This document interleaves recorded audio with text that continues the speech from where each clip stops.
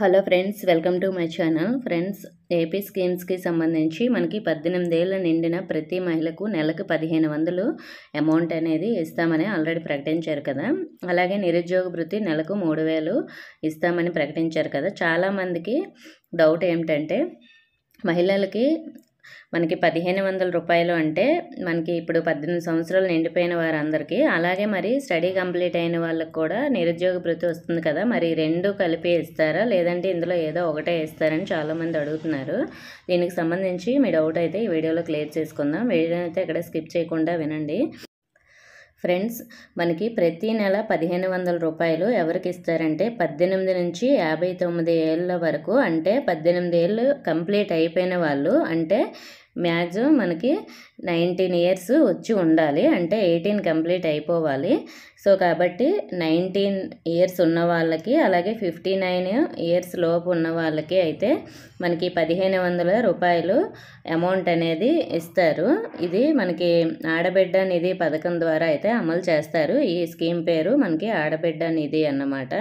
So ప్రతి నెల 15,000 రూపాయలు నేరుగా వారి బ్యాంక్ అకౌంట్లో అయితే జమ చేస్తారు. అంటే టోటల్గా మనకి సంవత్సరానికి 18,000 రూపాయలు అమౌంట్ అనేది పడుతుంది. అది మరి మనకి చదువుకున్న వాళ్ళు ఉంటారు కదా, వాళ్ళకి స్టడీ కంప్లీట్ అయిపోయిన వాళ్ళకి, జాబ్ లేని వాళ్ళకి నిరుద్యోగ భృతి 3000 అయితే వస్తుంది కదా. మరి వాటితో పాటు 1500 కూడా వస్తుందంటే అలా రాదు. ఓన్లీ ఎవరికైతే నిరుద్యోగ భృతి రాకుండా మహిళలు ఉంటారో వాళ్ళకైతే 1500 రూపాయలు ఇస్తారు.